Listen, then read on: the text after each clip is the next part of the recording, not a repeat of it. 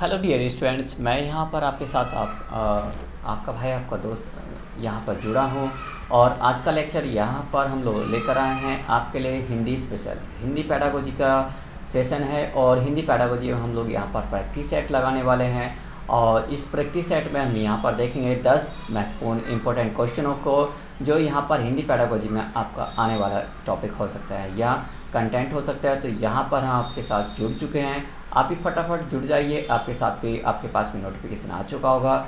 तो हम किसके बारे में बात करने जा रहे हैं? हिंदी पैडागोजी के इंपॉर्टेंट क्वेश्चनों की। तो यहाँ पर फटाफट मेरे साथ जुड़िए, फटाफट यहाँ पर आपको, ताकि कुछ नया मिल सके, कुछ नई चीज़ें आपको यहाँ पर हो सके। आपको दूसरा यहाँ पर, क्योंकि हम लोग यहाँ पर कंटिन्यूस आपके साथ कुछ ना कुछ यहाँ पर इंपॉर्टेंट कंटेंट लेकर आते हैं आपके लिए।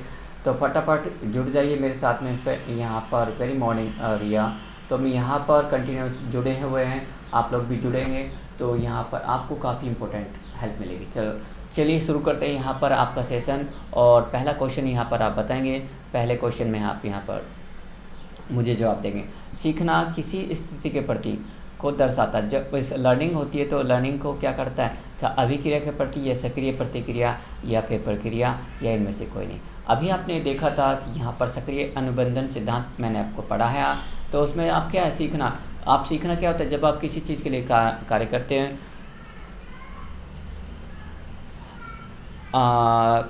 टाइम टेबल चेंज हो गया है रिया, और आपको टाइम टेबल बता देते हैं। अभी 8:30 बजे से लेकर क्लास शुरू होती है, 8:30 से 9 तक रहती है आपकी सुबह मॉर्निंग में पैडागोजी की। उसके बाद यहाँ पर 9 से 9:15 से मैडम की रहती है 9:45 तक। ये हिंदी पैडागोजी की क्लास है, जो कि मैडम की क्लास है। आज मैडम ने नहीं ली कि उनको थोड़ा कुछ इम्पोर्टेंट वर्क था, और उनकी प्लेस पर मैं ये क्लास ले रहा हूँ।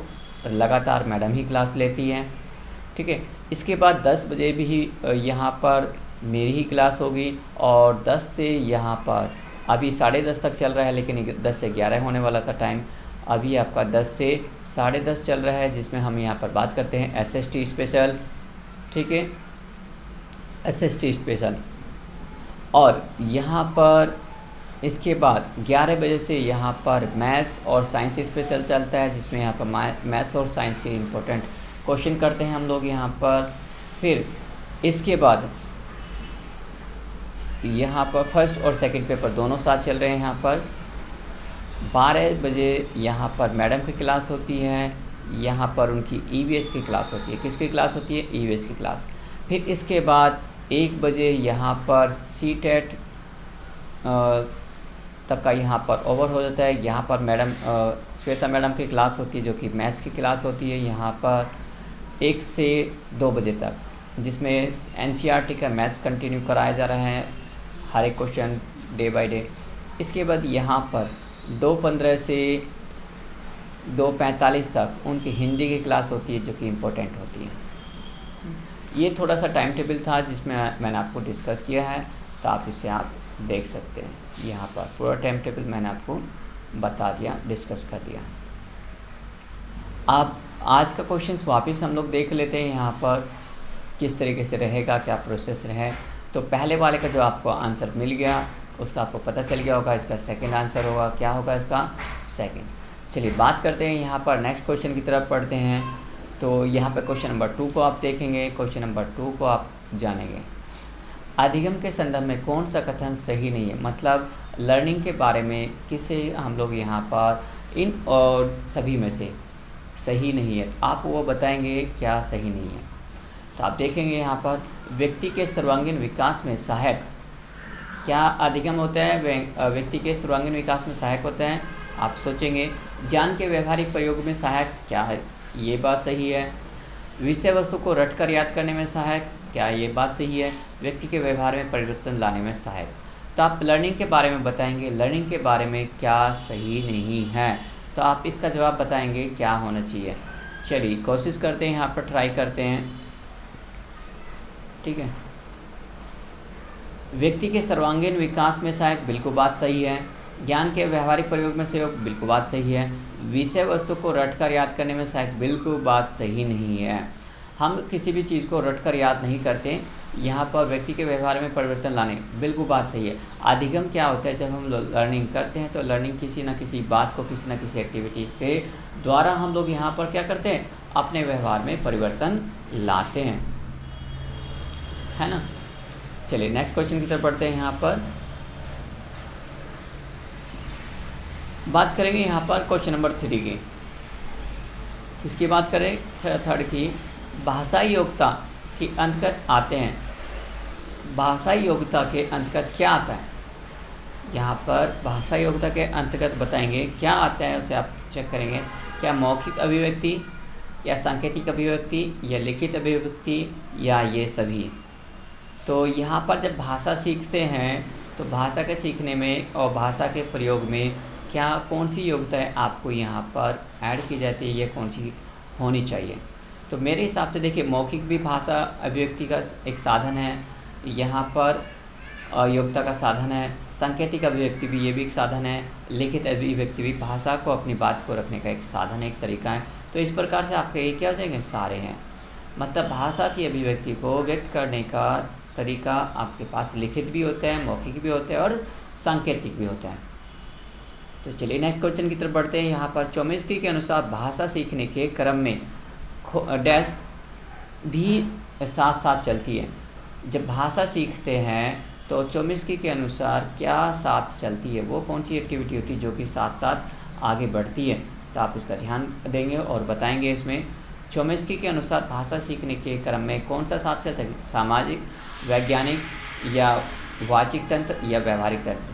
तो कौन सी चीज़ साथ में चलती है, तो उसका बताएंगे कि जब भाषा सीखते हैं तो उसमें यहाँ पर वैज्ञानिक खोज भी हमारी साथ साथ चलती है। क्या चलती है, वैज्ञानिक खोज भी साथ साथ चलती है। तो इसका आंसर हो जाएगा 1। चलिए नेक्स्ट पढ़ते हैं। यहाँ पर आत्मसात्मीकरण या आत्मसातीकरण और समायोजन के माध्यम से बच्चा कई रूपरेखा का निर्माण करता है।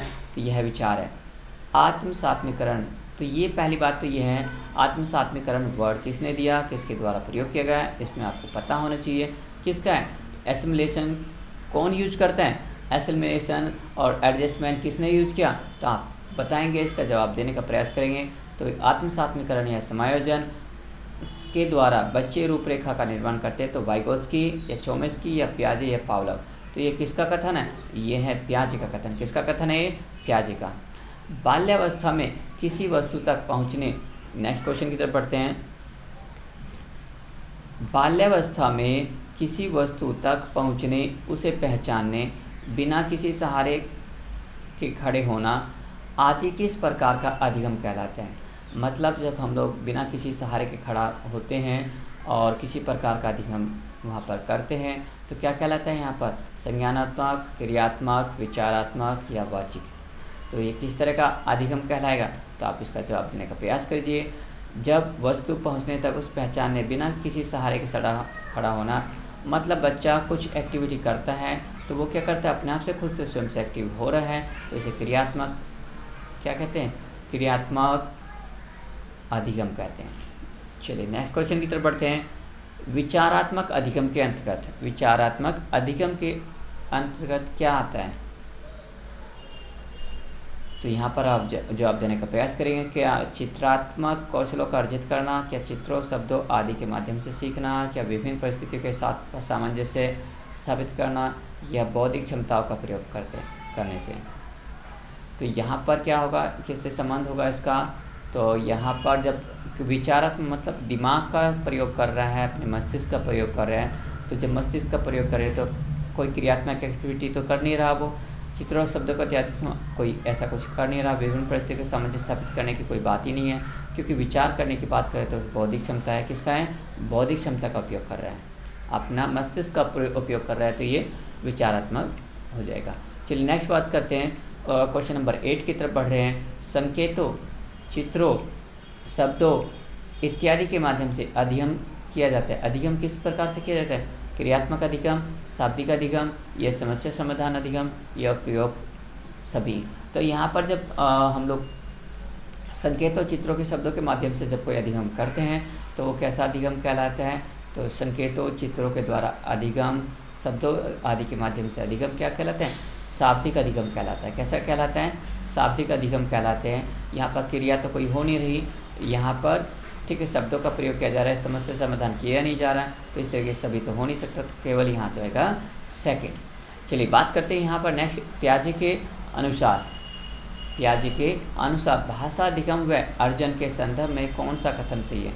पियाजे के अनुसार भाषा अधिगम व अर्जन के संदर्भ में, अब पियाजे की जो आपने थ्योरी पढ़ी है, तो पियाजे के थ्योरी का अकॉर्डिंग आप इसका जवाब बता सकते हैं।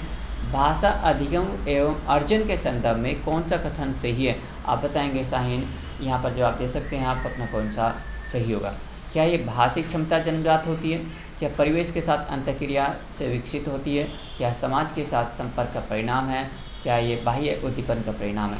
ये क्लास आपकी मैडम की क्लास होती है, मैडम ने किसी वजह से आज क्लास नहीं ली है, तो यहाँ पर क्वेश्चंस करा रहा हूँ मैं आपको, इंपॉर्टेंट क्वेश्चनों का प्रैक्टिस करा रहा हूँ, जो कि हिंदी पैडागोजी में आपके क्वेश्चंस चल रहे हैं, ठीक है। तो आप इनका जवाब देंगे, इसका जवाब क्या होगा? तो क्या जब भाषा अधिगम और अर्जन के साथ कौन सा कथन सही है? तो यहाँ पर परिवेश के साथ अंतःक्रिया से विकसित होता है। किससे होता है? भाषा अधिगम परिवेश के साथ होता है। और अधिगम क्या होता है? लर्निंग क्या होती है? ये हमारे एक प्रॉपर तरीके से सीखी गई प्रक्रिया होती है। जबकि अर्जन क्या होता है? अर्जन अचानक से सीखे गए होते हैं, और इनमें कोई स्पेशल कोई एम नहीं होता, कोई गोल नहीं होता। जबकि यहाँ पर जो सिद्धांत है, उसी तरीके जो परिवेश के साथ जब हम लोग एक्टिविटी करते हैं, परिवेश के साथ लोगों के साथ रहते हैं, तो हम लोग जो चीज़ें सीखते हैं अचानक से सीख लेते हैं। इनका कोई माध्यम और मेन मुख्य कोई एम नहीं होता, लेकिन हम लोग सीख लेते हैं। जैसे परिवार में छोटा बच्चा होता है, मम्मी पापा कहना सीख लेता है, उसके बाद बहन को खाना पीना बोलना सीख लेता है, पानी को पा बोलते हैं, पी बोलते हैं, खाने को खा, कुछ इस तरीके से छोटे छोटे शब्द होते हैं जो बच्चे अपने आप से सीखते हैं। इन्हीं को हम अर्जन के रूप में जानते हैं। तो यहाँ पर आज की सीरीज़ का लास्ट क्वेश्चन बताएंगे। यहाँ पर फटाफट अपना पावलोव के प्रयोग में कौन सा कारक सबसे महत्वपूर्ण है? तो यहाँ पर पावलोव ने जो प्रयोग किया है आई.पी. पावलोव, तो उसने क्या सही माना? सबसे ज़्यादा इम्पोर्टेंट किसको माना? क्या उद्दीपन को माना, स्टिमुलस को माना, क्या आंकड़ों को माना, क्या अवधारणा को माना, या संकल्पना को माना? तो यहाँ पर उसके सबसे ज़्यादा इम्पोर्टेंट क्या है? जो आई.पी. पावलोव था, यानी कि पावलोव का पागल कुत्ते या डॉग्स के लिए यहाँ पर सबसे ज़्यादा वैल्यू क्या दी थी? उन्होंने क्या रखा कि क्या चीज़ उनके लिए इम्पोर्टेंट है? तो यहाँ पर उन्होंने इसके लिए क्या बताया? उद्दीपन को बताया। यहाँ पर स्टिमुलस को सबसे ज़्यादा इम्पोर्टेंट बताया उन्होंने।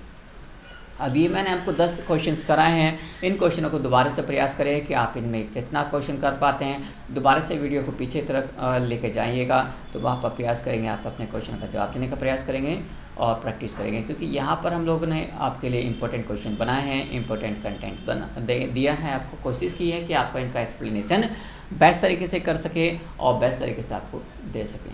तो आज के क्वेश्चन यही आपके रोकते हैं हम लोग, और ये वीडियो लेक्चर आपका यहीं पे ओवर करते हैं, क्योंकि हम लोगों ने इसमें 10 क्वेश्चन करे इंपॉर्टेंट, और इन इंपॉर्टेंट क्वेश्चन को दोबारा से आप देखेंगे, क्योंकि जितनी बार आप प्रयास करते हो, तो वो कहते हैं कि प्रयास से हम लोगों की कोई भी चीज़ होती है स्ट्रॉन्ग हो जाती है, पक्की हो जाती है, दिमाग में उसी तरह बैठ जाती है। तो यहाँ पर हम लोग उसी तरीके से उसी प्रयास में जुड़े हुए हैं। चलिए आगे बढ़ते हैं हम लोग यहाँ पर, और नेक्स्ट लेक्चर का आप वेट करते हैं, थोड़ा सा लंच थोड़ा ब्रेकफास्ट वगैरह में रेडी कर लेते हैं और उसको कर लेते हैं। फिर 10 बजे मिलते हैं यहाँ पर SST स्पेशल में लेक्चर सेकंड, आपका लेक्चर 6 है। और यहाँ पर आज हम लोग क्लास 6 के लास्ट चैप्टर जो है 2-3 चैप्टर उनको ओवर करने वाले हैं, और कल से हमारी यहाँ पर जो नेक्स्ट क्लास होगी क्लास 7 शुरू करेंगे। उसके बाद में भी हम लोग कंटिन्यू यहाँ पर लेक्चर पढ़ने वाले हैं। तो मे भी कल हमारी 7th क्लास हो जाएगी। आज हम लोग प्रयास करते हैं कि 6 को ओवर कर दें। तो 10 बजे मिलेंगे क्लास 6 के साथ में, और SST का पेपर होगा, सिविक्स की बुक होगी, और सिविक्स के जो NCERT हम लोग पढ़ रहे हैं उसके लास्ट चैप्टर चल रहे हैं, 7, 8, 9 को हम लोग ओवर करने वाले हैं। तो उनके बारे में पढ़ेंगे यहाँ पर, और पेपर 2 CTET सेकंड के यहाँ पर इम्पोर्टेंट कंटेंट के साथ आएंगे हम लोग। तो मिलते हैं यहाँ पर थोड़ी देर में आफ्टर द ब्रेक। अभी चलते हैं, थोड़ा खाइए पिए, एंजॉय कीजिए और अपने आप को थोड़ा सा रिलैक्स कीजिए, ताकि आपको भी और आपके फैमिली को भी थोड़ा टाइम मिल सके यहाँ पर। तो मिलते हैं 10 बजे, बिल्कुल करेक्ट, ठीक है।